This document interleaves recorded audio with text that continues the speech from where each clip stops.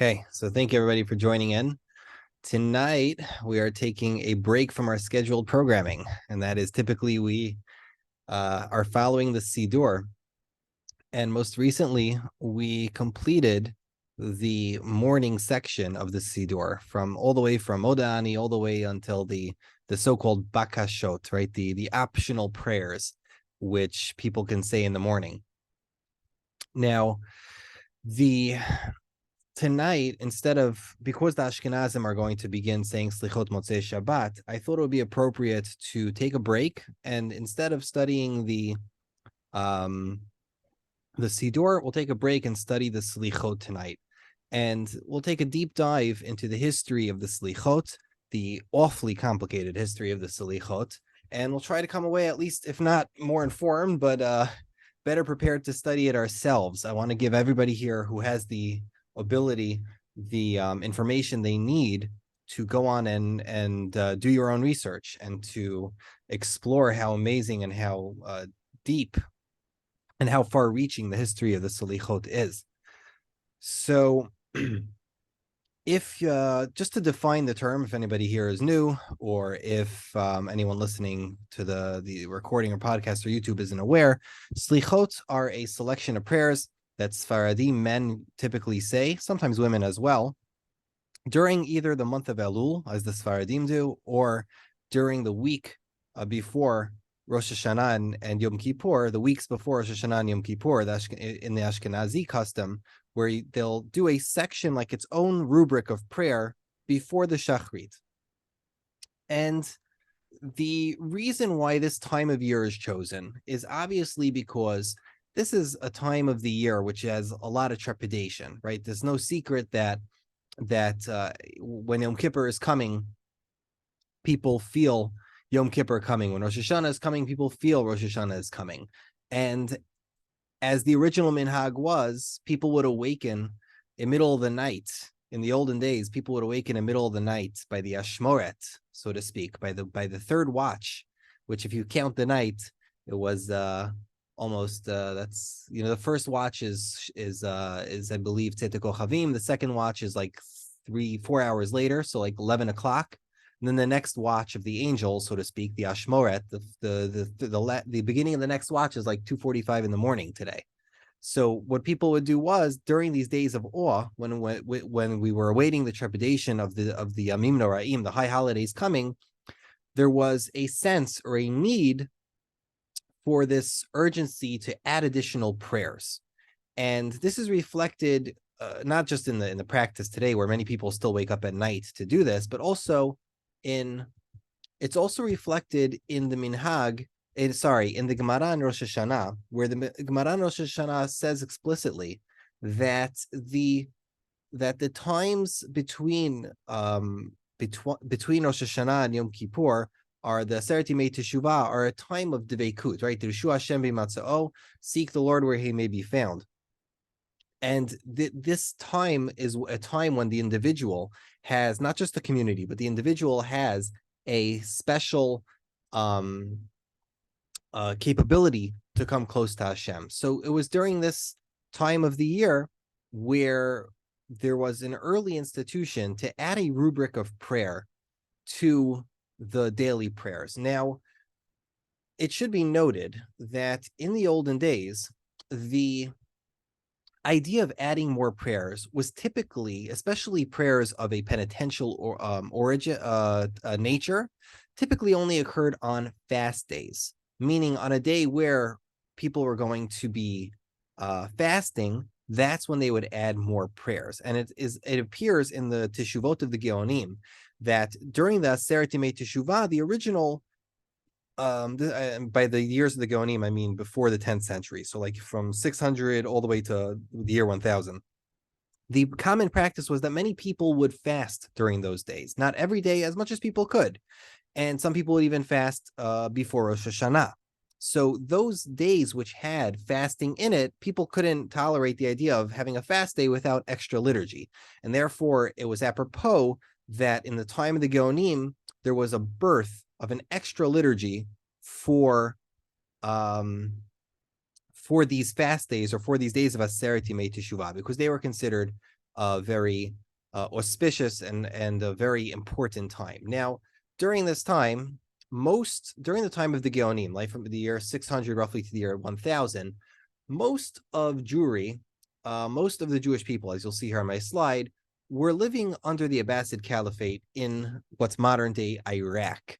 And there were, of course, Jews here here you have in the northern Africa, you have some Jews in Spain, quite a few Jews in Eretz Yisrael, and in Italy, and many in Alexandria and Egypt. But the bulk concentration of practicing Jews were in Iraq, and specifically in the area here by the Euphrates River, in Pumbedita, Nehardam, Mechoza, Sura. These were towns along the river, and these were originally the cities which, these were the original cities that birthed the yeshivot in Bavel, so to speak, in what they would call Babylonia. Eventually, those yeshivot that began in Pumbedita and Arda, Sura, they moved to Baghdad. And it was in Baghdad, when the Abbasid Caliphate moved its headquarters there, that those yeshivot thrived. So it appears that sometime in the 700s, possibly earlier in the 600s, there was this push to create this form of liturgy early in the late at night for these fast days. Now it seems clear from the Teshuvot of the Geonim that the fact that it's by the Ashmoret, right? That it's by, let me just minimize something here. It seems that the fact that it's by the Ashmoret, so to speak, or the third watch of the angels, doesn't seem to be the point, right? We do know that the Gemara in Brachot brings that David HaMelech would rise at the Ashmoret, at the watches, to sing to Hashem, right? This idea of waking up in the middle of the night to cry for the Beit HaMikdash. Today people would call it Tikkun Chatzot or something of that nature. And we know that that's an auspicious time to wake up at the Ashmoret. But from the Teshuvot in the Geonim, it doesn't seem that was the point. One of the Geonim, I believe it was Mar Cohen Tzedek, was asked, why is it that you're doing it in the nighttime? Why don't you do it in the daytime? Somebody who was like really yeshivish asked him, like, people are going to go to work on a fast day and they're just going to do nothing on a fast day. They're going to go to work. You should do it in the middle of the day. Let them daven on a fast day. And he answered, very cute, but people really have to work. And if we add Selichot to the daytime, no one's going to come. People have to get to work. So it's better we do it in the middle of the night, wake up everybody. They all go to shul, they do the Selichot, and then they'll go home. And they will, they'll enjoy their the rest of their sleep and wake up for Shachrit, and they'll be able to work during the day. That was the rationale. It doesn't seem like they had any objection to doing the Selichot by day, even smack in the middle of the day. There wasn't any objection to such an idea. The point was to make sure that people could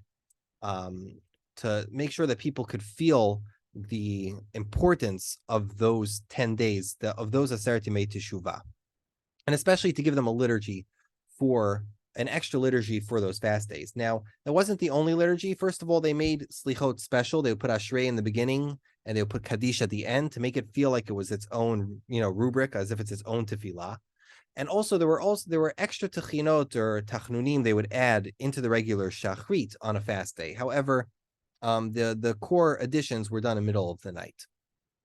Okay, so that's what was happening in the early 600s, 700s, and 800s. This practice of doing this in the middle of the night wasn't called Selichot at that time.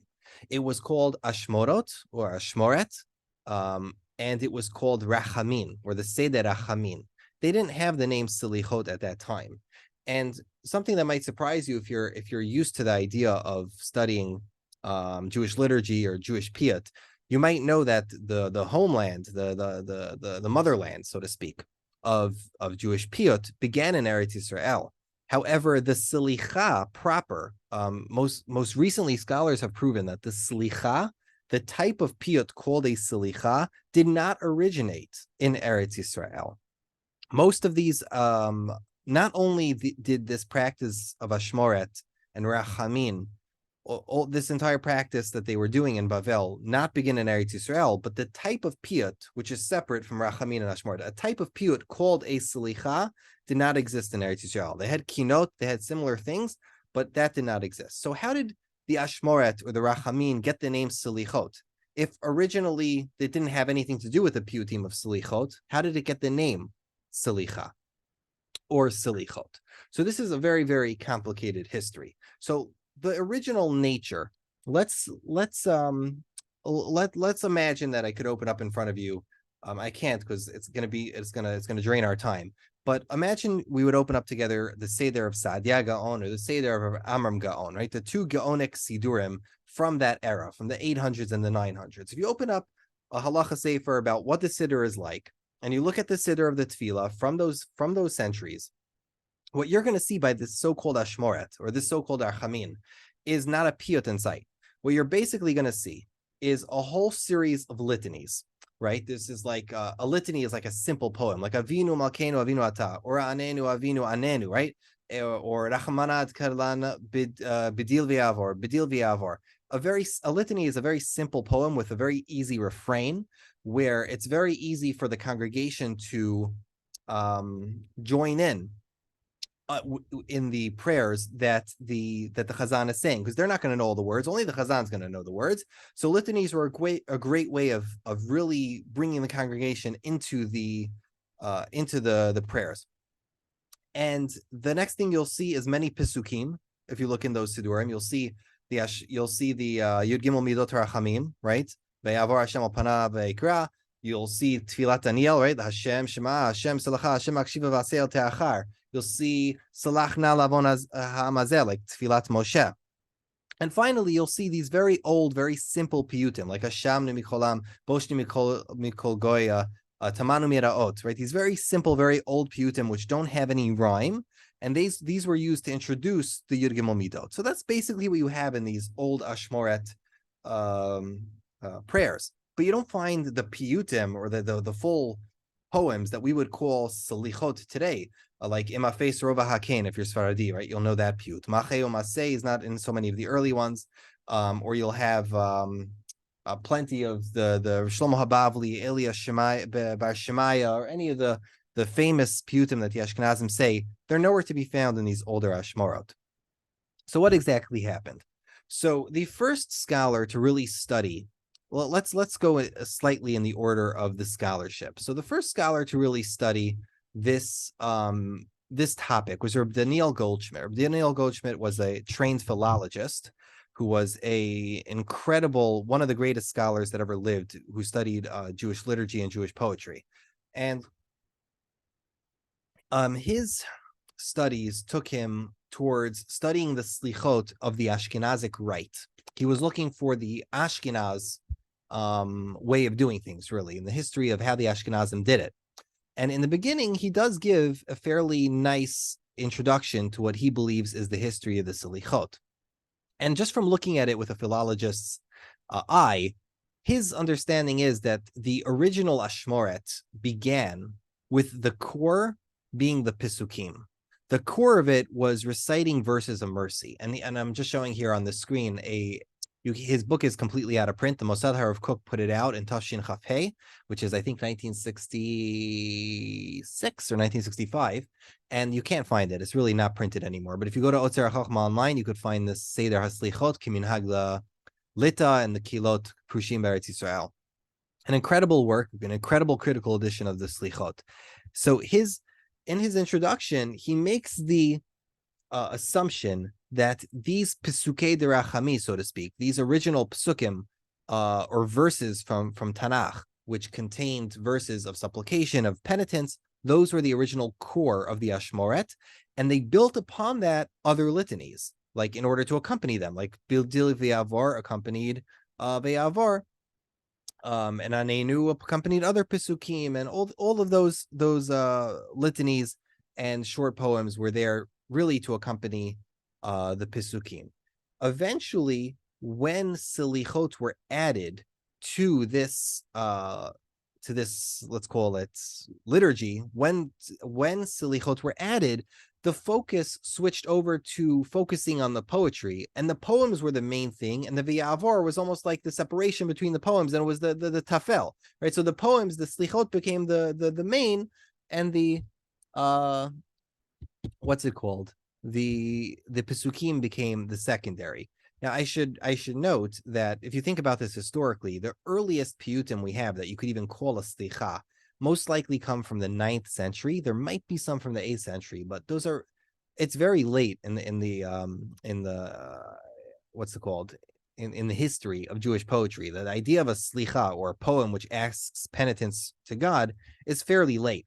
And what Rav Daniel Goldschmidt notices is that, of course, the Ashkenazi ones, as is typical of Ashkenazic poetry, the Ashkenazi ones always come forward with the speaker of the poem is always coming forward on behalf of the congregation. He's speaking for the community. And therefore, because he's speaking for the community and he's speaking for the kahal, it's always in the plural. And he is beseeching on behalf of the community that sinned and is going through troubles, that they should be forgiven by God.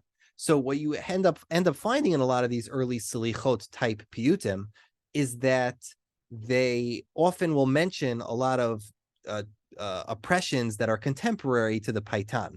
However, with the Sephardic ones, the Spanish poets were a lot more, I wouldn't call it a lot more artsy, but a lot more Spanish, and theirs were very personal. And for the Spanish poets, it wasn't Knesset Yisrael, it wasn't the congregation of Israel calling out to God. For the Spanish poets, it was one soul calling out to God, and it was a person on a deep, intimate connection, praying to Hashem with Devekut, all the way from his soul. So you don't find as many mentions of Edom and Yishmael and obscure allusions to persecutions that happen. If you open up, I have here, for example, the Slichot of Elia Bar Shmaya or of Shlomo HaBavli, you'll find all sorts of things that were happening in southern Italy in the 900s, all sorts of politics, even though it's alluded to, but it's there. And the Ashkenazim who still read these today might find that, while the Sephardim won't find any such thing. Okay, so again, let's just to recap. We have a Gaonic era innovation, which begins in Bavel, right, in northern Mesopotamia or Iraq, in the Abbasid Caliphate. This minhag is called the Ashmoret U'derachamim. This was a group of liturgy. This was a fixed liturgy, which would happen at night. It was very simple. And then later, it became a little bit more complex, where more poetry was added to it. And possibly that's why it became called the Selicha. That's why it became called the Selichot, because the poems which were called Selichot were added to it later. Especially, for example, Rabbi Yosef ibn Abitur is one of the famous first poets who added Selichot to these litanies, to these poems. However,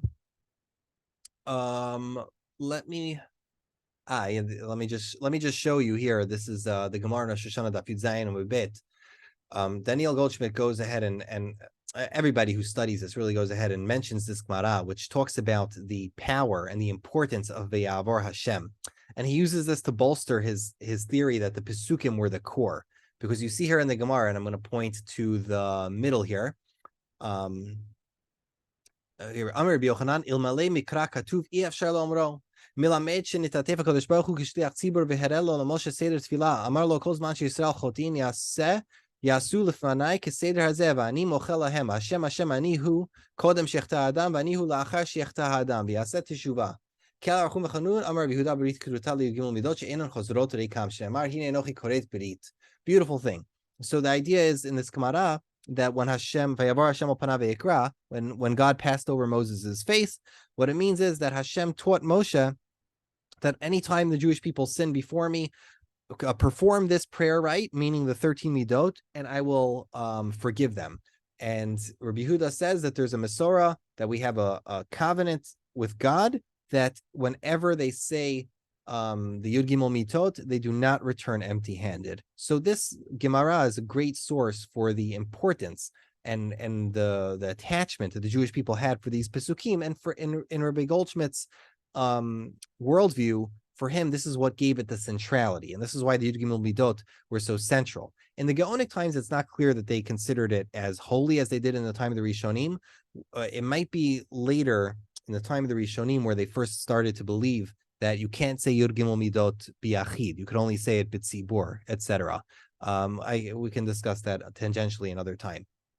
Okay, But then in the year 2017, that was Daniel Goldschmidt's work was probably some of the best work that had been done in a book. However, in the year 2017, Professor Shulamit Elitzur of Hebrew University dropped a bombshell article in the Tarbitz magazine in that's Shana Pei Daled Choveret Daled. So over here, it's pictured on the screen.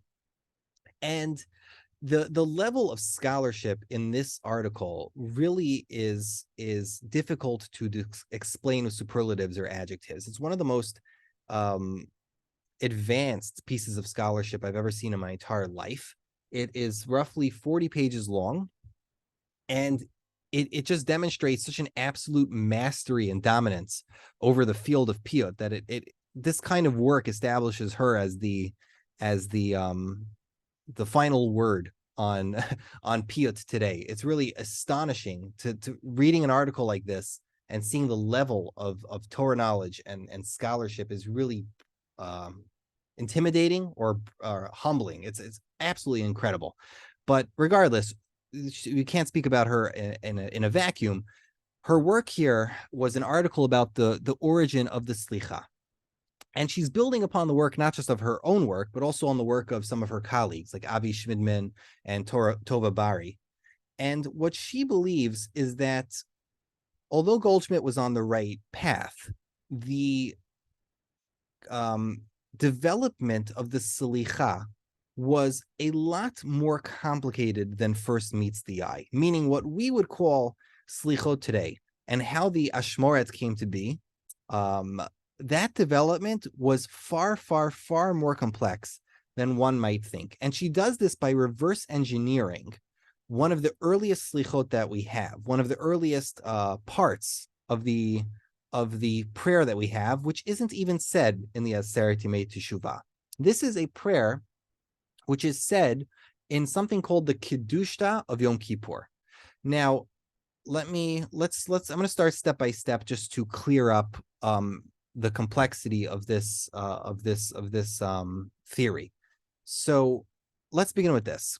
In every Yom Tov davening, in the olden days, there was a minhag started in Eretz Yisrael called the Kiddushta. The Kiddushta is a type of piyut added to the Shmona Esrei of a holiday, and it would embellish the first three brachot and finally the middle bracha as well, right? The Keddushat Hayom as well as the Ata Kadosh. So on Yom Kippur, there was a feature of the Kiddushta of Yom Kippur that began in Eretz Yisrael, which she calls the Sidrei HaPesukim. These were a list of Pesukei Derachami, which were said with a poetic introduction to every set of words. So, for example, there would be a poetic introduction, then some words from the Torah, like Be'avar Hashem al Panav, another poetic introduction, and then more words from the Torah, like Tfilas Moshe, and then again, so forth, Tfilas Daniel, etc. So this was a style built in Eretz Yisrael, and this was used in the Shmona Esreis of Yom Kippur during the Kiddushta, this so-called Sidrei HaPesukim. Later, there was a special Sidrei HaPesukim that was created in Bavel. You following? Not in Eretz Yisrael, because in Eretz Yisrael they never did Slichot, they never did Ashmoret. A special type of Sidrei HaPesukim that was invented in Bavel, specifically because in Bavel they liked repeating the Yud Gimel Midot. There was something up with the Babylonian community that they thought that the Yud Gimel Midot were so important that you can't just say them one time during davening. You have to say it many times. So this type of poem, this type of poetic sub-rubric called a Sidrei HaPesukim got imitated in Bavel, and they created their own type for the Kiddushta of Yom Kippurim. And that own type, that special type, was designed to allow them to say Yud Gimel Midot more than once. How would they do that? They would interrupt the Sidrei Pesukim. So let's say they got up to Yud Gimel Midot in the middle of the Sidrei Pesukim. They would interrupt it, say a poem, and then lead into the V'yavor again, and then say another poem, lead into the V'yavor again. And they would do the same thing with Tfilat Moshe if they thought it was important enough in that Seder HaPesukim. The next stage that occurred was that they would also add viduyim into that Seder. And then lastly, penultimately, they took this practice that they created in Yom Kippur and they transplanted it into fast days of the rest of the year. So this idea of saying piyutim, which repeat the Yud Gimel Midot over and over, right? Inside a rubric called Sidrei HaPesukim, this was transplanted to the rest of the fast days throughout the year. Where would they put it into? Into the Salach Lanu, right? So if, let's say it's a fast day, it's Tzom Gedalia, you're doing the regular Shmon Esrei, you get up to Salach Lanu, in middle of Salach Lanu, they interrupt Salach Lanu during the Chazarat HaShatz with these piyutim. And this is why, in her belief, it got the name Selichot. And Ad Hayom Hazeh, until today, if you look at the Slichot that people read on a Tanit, they're designed to be inside Salach Lanu. Both the Sfaradi and the Ashkenaz ones are designed to be inside the Salach Lanu. Some Ashkenazi communities still do it today inside the Salach Lanu. Unfortunately, after the Holocaust, World War II brought an end to the original custom where the Ashkenazim would all originally put all these Slichot into the Salach Lanu. The Yekish shuls still do it this way, but most Litvish shuls and other types of Ashkenazi communities have already stopped putting all the Slichot into the Salach Lanu. But however, the idea of adding poetry into the fast day liturgy only comes from the poetry of Yom Kippur liturgy. So far so complex. Let's move one more level of complexity. After this minhag develops all the way from the Yom Kippur davening, it finally gets transplanted to the Ashmoret or to the morning prayers. So the morning prayers of Aseret Yemei Teshuvah. So let's just recap. First, there's something called the Sidrei Pesukim, right? A special rubric, a sub-rubric for a special type of piyut for Yom Kippur. Then the Babylonians create their own because they want to add poems to be able to repeat the Yud Gimel Midot. Then they began adding viduyim to that poetry. Then they take this entire new invention and they transplant it to the regular fast days. And finally, they transplant it to the Aseret Yemei Teshuvah, probably because the Aseret Yemei Teshuvah were also fast days. And therefore, they would add that to the prayers of the Ashmoret. Now, let me show you as an example, the most important Sidrei Pesukim that she dissected and reverse engineered is a one called Erech HaPayim Ata. This is the grandfather of all of the slichot that we say today, whether you're Sfaradi, whether you're Ashkenaz, all of it comes from this special Sidrei Pesukim, which I mentioned earlier, that was invented to repeat the Yud Gimel Midot. It comes from this special piyut. I'm not going to go through the whole piyut. I'm only showing you the first 3 lines, but she managed to piece together from many different manuscripts from the Cairo Geniza. She was able to piece together almost the entire piyut in its totality. But you're going to recognize this if you've ever prayed slichot before. Why? Because Erech HaPayim Ata Bal Rachamim Gedulat Rachamecha V'Chasadecha Da Anav Mikedem. Right? So the modern versions, they make that more complex. Kel Erech HaPayim Ata Bal Rachamim Gedulat Rachamecha V'Chasadecha Hodata LaNav Mikedem. Because they've forgotten the original, the original nusach. However, what happened was that this piyut began to be used as the introduction for the Yud Gimel Midot. So let me just look at it together. We'll look at it together here. If you look at the sorry.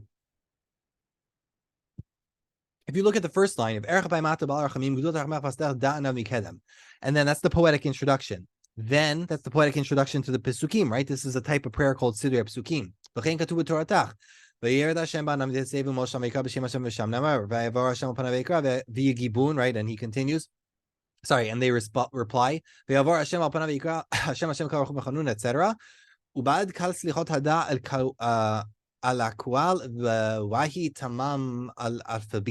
This is a Rav Sadia Gaon saying, and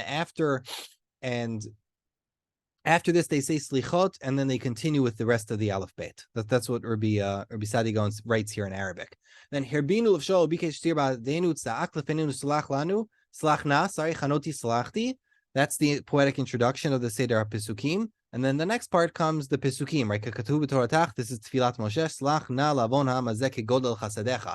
And then finally, in the next one, there's Tfilat Daniel. So as you can see, this special Seder HaPsukim for the Yud Gimel Midot is the great-great-grandfather of all the Slichot that everybody says today. It's an imitation of an Israeli special type of poetry. It was designed because the Babylonians liked saying V'yavor Hashem, and eventually it evolved into a special type of introduction for the Yud Gimel Midot themselves. So once we had a situation where you have poem, Kel Erech Apayim Ata, and then Yud Gimel Midot, and then again, poem, Kel Erech Apayim Ata, Yud Gimel Midot, and then you have, let's say, a simple or ancient poem like Hashamnu Meraot Tamanu Hashamnu Kolam Tamanu Meraot. Eventually, a more sophisticated system began to develop, and when this minhag was finally transplanted into the litanies, that's when we finally find Yud Gimel Midot into the Ashmarit. So in her belief, originally the Ashmarit didn't even include Yud Gimel Midot. Unlike Goldschmidt, who believes that the V'yavar Hashem was core to it, in her opinion, this is what brought the V'yavar Hashem and Tfilat Moshe and everything into the Ashmarit. Originally, it was probably just litanies or was more simple, but this really brought a real framework into it. So again, this is an incredible amount of layers of generations, centuries, poetry to speak of reverse engineering. The theory is not bulletproof. There are areas where you can possibly add your own theory, but for what it's worth, the discovery and the reconstruction of this very important Seder HaPesukim sheds a tremendous light onto the earliest development of the Selichot. Okay. So we've discussed the Ashkenazi research. We've discussed the early Gaonic research. Now, how about the Sephardi research? So there's a rabbi in Eretz Yisrael whose name was Rav Yitzchak Halevi Aviran. He also published a book on the Slichot, which also you can't buy in stores anymore. I'm so sorry. But it is also available for free on Otzar HaChochma. It is called Seder HaSlichot K'minhag HaSfaradim U'Bnei Edut HaMizrach. It is book number 61431 if you're listening to the recording and you're not looking at the page.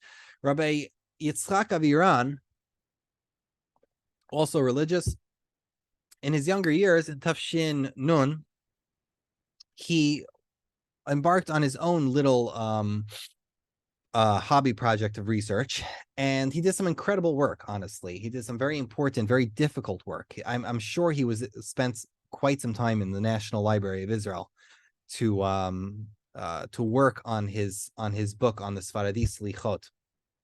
And what he comes away with is that up until the 16th, even the 15th century, it's very difficult to know how the Slichot appeared or how they were recited by people in the Iberian Peninsula, or people who we would call Sfaradi, right? Whether it was Turkey, whether it was, was Turkish, Spanish. Today people call this Greek, but regardless, Portuguese, Northern African. How exactly did those people say Selichot? Now, we know that in the 15th century, the minhag became, with the influence of the poskim, the minhag became not to do it just during the Aseret Yemei Teshuvah, but also to do it 4 days before if you're Ashkenaz and 40 days before if you're Sfaradi. Now, this wasn't the original minhag, really. It wasn't. Some Ashkenazim would only do Aseret Yemei Teshuvah and Erev Rosh Hashanah. Some would do from the 25th of Elul. Some would do from the 16th of Elul. Some Sfaradim would do, I think, there's all different minhagim. I don't remember exactly, but eventually the poskim endorsed certain minhagim, and those became the popular minhagim. But the way the earliest poskim speak about it is echad hamarbeh ve'echad hamamit b'vat shechavin libo lidei shemayim. As long as it doesn't matter how much they say, how little they say, as long as their minds are, as long as people have good intent and they want to worship Hashem, that's good enough. Now, this really does conform with just the nature of communal liturgy in that time. If you think about what it must be like in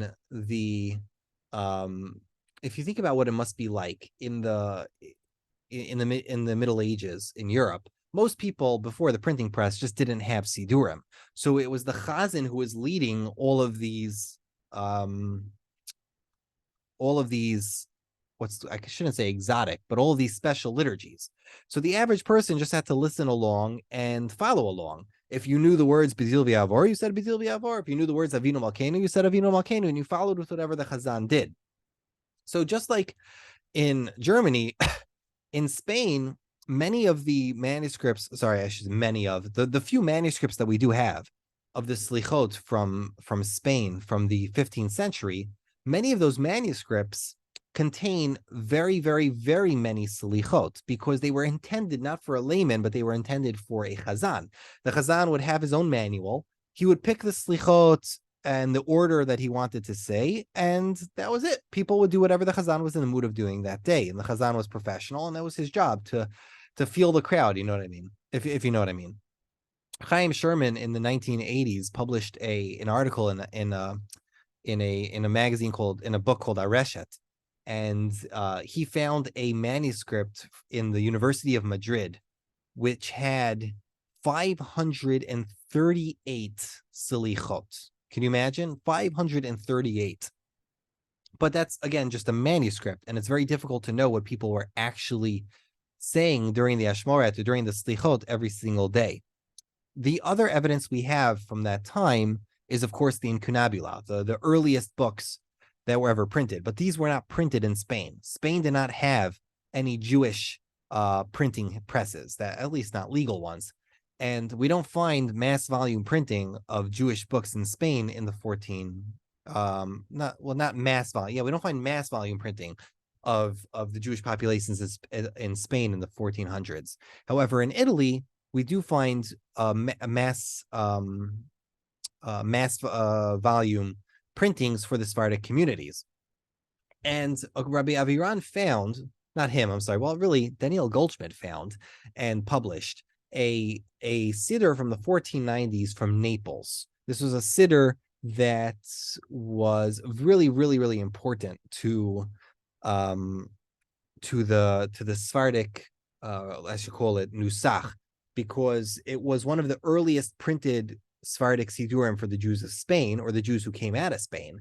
And many later Sidurim modeled themselves after this Siddur. And this is not the Siddur Reish Pei Beis, which on its own is also very important. But this Siddur that you're looking at, this is either a copy of this one, or also this is either a contemporary siddur or the siddur. I couldn't really tell when I was looking at this bookmark if it's either like literally contemporary 1490 Naples and it's either the exact right one, or it's like a brother of it. Now, what this siddur did is that this siddur had an entry for the slichot of the Aseret Yemei Teshuvah and of Elul. And in the Siddur was the skeleton framework of all of the things the Sfaradim say, right? The way we wake up and we say the Ashrei and the V'Avor and the Bedil V'Avor and the Elokeinu V'Kevotenu, the V'Hoshienu L'Mad Shemecha, all of the here you have the Anshe Emuna Avadu, Tamanu Meiraot, Elokeinu V'Kevotenu, Tavo L'Fanecha Tefilatenu. All of the major bones of the Sfaradi Slichot that we say today were there inside that Siddur. The problem is that Siddur didn't seem to be putting in these Slichot with any intelligent design. It seemed to be like a little bit formatted, but it wasn't really like it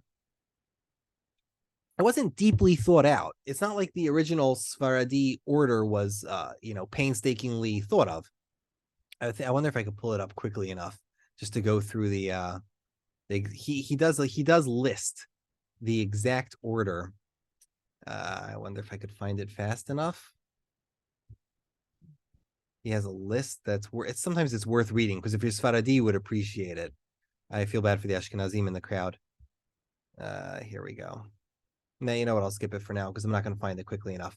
Regardless, after this Siddur was published, subsequent Siddurim that were published in Italy just simply followed the template of the earlier printers, simply because it was easier. You already had the typeset, you already had the bones, and it was arbitrary. Yeah, it was just thrown together, but it was something, and so it just got added upon. And the later Siddurim that were printed for the communities as they escaped to Greece and as they escaped to Northern Africa, many of the later volume printings were copying this earlier Siddur. And therefore, what we have today for the Sfaradi so-called Slichot that is 40 minutes long is really an accident of history. There is no intelligent design to the Sfaradi Slichot. For the most part, you have the Ashri in the beginning, there's a Kaddish, and then there's a Kaddish at the end, and then there's certain sections of it that have always gone together, like the cycling of Anshe Amunah Avadu and Tamanu Meiraot. There's certain sections of it. There's a Ve'avar before Bedil Ve'avar. There's a Ve'avar after. Some of those structures and those let's call it those juxtapositions have always been around, but it was never intelligently created. And therefore, if you look at a Sfaradi Slichot today, there's about 39 components to it, and they really don't have any rhyme or reason. Some of the components were added in the 16th century, and some even later.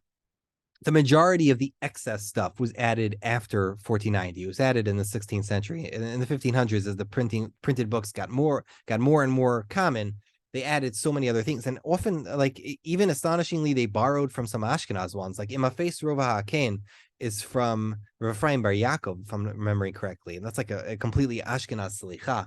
For some reason, it made it in. Somebody wanted it in there, and it got in there.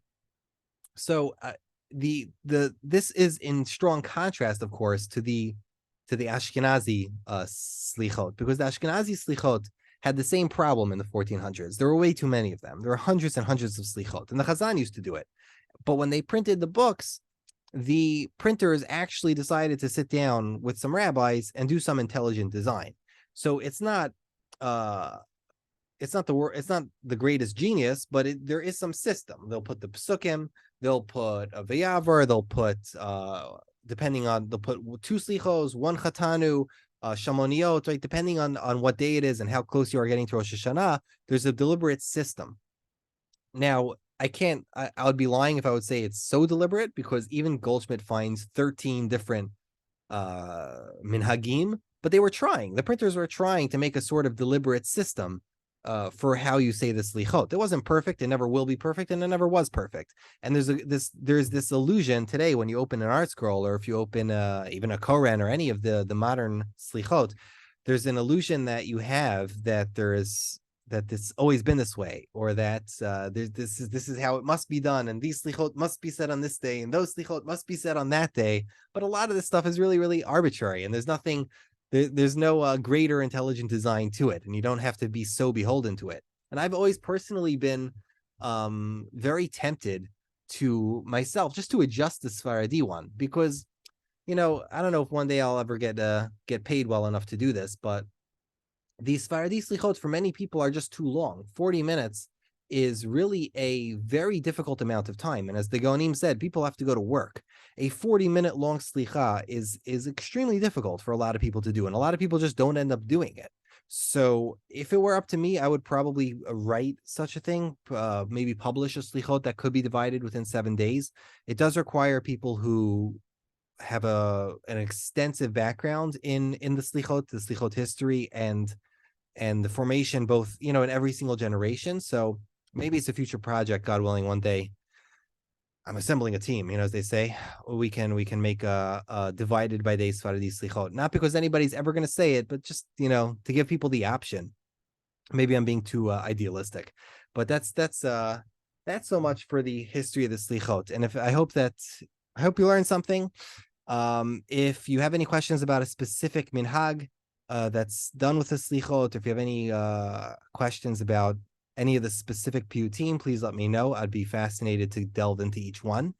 However, this was just as much as we can into as little amount of time as possible kind of shiur. So I hope that helps. And I'm going to pause now if anyone has any questions.